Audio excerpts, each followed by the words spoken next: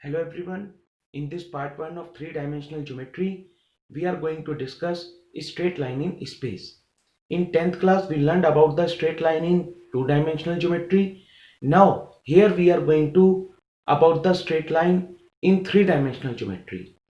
In this section, we are going to discuss the vector and Cartesian equation of a line in different forms. This first form is very important. In this case, how will we find out the equation of a line L? Let us suppose we have this line L, and for this line L there is a parallel vector also, which is vector B, and this line L is passing through the given point A. Let us consider PB is any arbitrary point on this line L. Then position vector of this point A is given by vector A. Position vector of this point P is given by vector R. Now, by the triangular law, what we are observing, by triangle law of addition, we are observing vector OA plus vector AP is equals to vector OP. Now, OA is equals to vector A and vector AP is equals to, we can say, lambda B vector, and this is OP is equals to vector R. Why we are writing lambda B vector?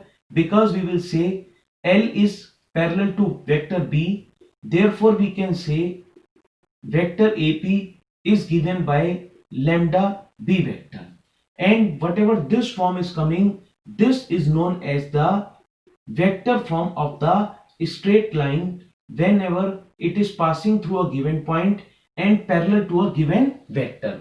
So this is known as the vector form. Now, if we will consider that for this vector A, vector in three-dimensional part form is xi plus yj plus zk. It means the position vector for R, we have the coordinates of P is x, y, z, and for this vector A we have x1i plus y1j plus z1k, and for this vector B we have ai plus bj plus ck. Now this ABC will be known as the drs of this line L. Why? Because this vector P is parallel to the line L.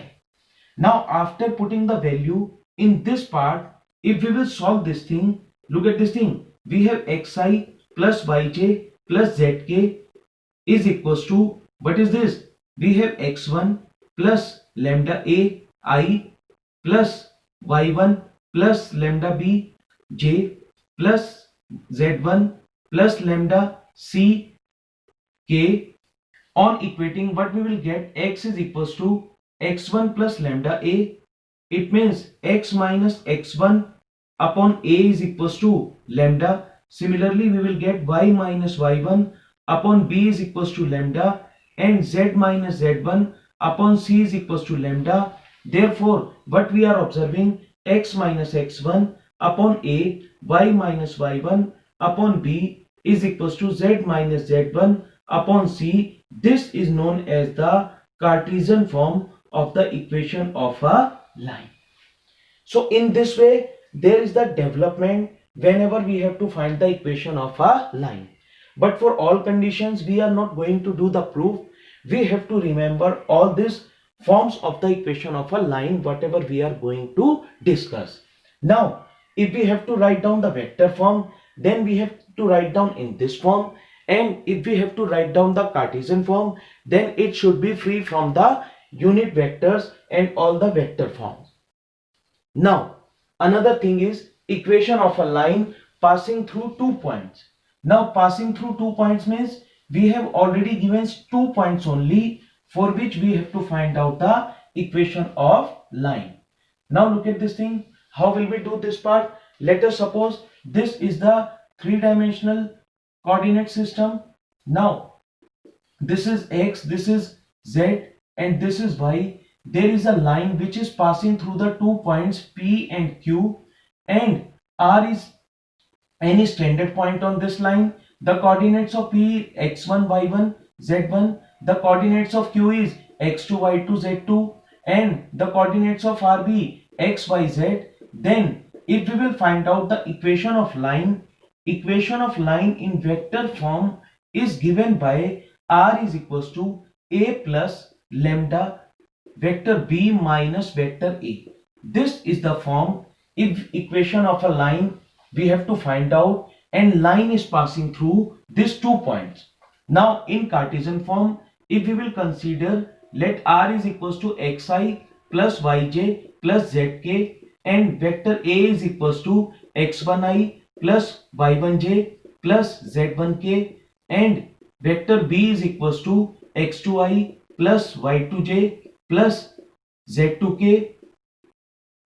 Then in Cartesian form we will solve this thing. Then like in previous part whatever we did, we will get the result like that: x minus x1 upon x2 minus x1 is equals to y minus y1 upon y2 minus y1 is equals to z minus z1 upon z2 minus z1. This is the equation of a line whenever it is passing through the 2 points. We have to remember both the forms, either it is vector form or it is Cartesian form. Sometimes from Cartesian form we have to do the conversion in vector form, or from vector form to Cartesian form. Now another point is angle between two lines. Let us suppose we have two lines and we have to find out the angle between them. What are the two lines? R is equals to a1 plus lambda b1 and r is equals to a2 plus lambda plus mu b2. This scalar is changed. Then angle between them is given by cos theta is equals to vector b1 dot vector b2 upon magnitude of b1 and magnitude of b2 and the whole magnitude of this part, so that we will get the positive angle only. If we will convert into Cartesian form, for Cartesian form let us suppose b1 is equals to a1i plus b1j plus c1k and vector b2 is equals to a2i plus b2j plus c2k. Then the angle is given by cos theta is equals to modulus of a1 a2 plus b1 b2 plus c1 c2 and upon under root a1 square plus b1 square plus c1 square under root a2 square plus b2 square plus c2 square. This will be the angle. And very important thing with this angle, if theta is 0, it means if theta is equals to 0, it means lines are parallel. Then in this condition, in this case we have the condition is equals to a1 upon a2 is equals to b1 upon b2 is equals to c1 upon c2. And if theta is equals to 90, it means lines are perpendicular. In this case we have a1 a2 plus b1 b2 plus c1 c2 is equals to 0. So these are the basic conditions for the angle between two lines, and if lines are parallel and if lines are perpendicular, then the condition is this. Now shortest distance between two lines. In 10th class we learned about either the intersecting line or the parallel lines. But we have in space lines are such that they are neither intersecting nor parallel. Such lines are known as the skew lines. So let us suppose we have a line L1 and we have a line L2, which are the skew lines, and if we have to find out the distance between them, then this is perpendicular to this is also perpendicular, then the distance between them d is given by distance between them d is given by a2 minus a1 dot b1 cross b2 upon magnitude of b1 cross b2. This is the distance between two skew lines. What is this? Two skew lines, where lines are r is equals to a1 plus lambda b1 and r is equals to a2 plus mu b2. These are the two lines, then which are skew lines, then the distance between them is given by a2 minus a1 dot b1 cross b2 upon magnitude of b1 cross magnitude of b1 cross b2. So this is the very important relation to find out the distance between two skew lines. Now let us suppose we have to find out we have to find out the distance between two lines which are not skew lines. Then what is the rule to find out the distance? Rule is like that: T is equals to a2 minus a1 cross b upon magnitude of b. This is the case when the lines are parallel. If lines are parallel, then always remember this thing: r is equals to a1 plus lambda b and r is equals to a2 plus mu b vector. Because in this case parallel vector will remain same if the lines are parallel. So these are the rules which we have to remember. Now let's do some questions, whatever explanation I have given, and we will do few more questions in next video also. Now look at this thing. In question number 1, a part, what we have: find the vector and Cartesian of a equation of the line through the points 5, 2, minus 4. It means vector A is given 5 phi plus 2j minus 4k, because line is passing through this point and which is parallel to this vector. It means vector B is given by, what is this, 3i plus 2j minus 8k. Therefore vector equation of line is given by r is equals to a plus lambda b. It means what this become: r is equals to, vector r is equals to 5 phi plus 2j minus 4k plus lambda, what is this, 3i plus 2j minus 8k. This is the vector equation.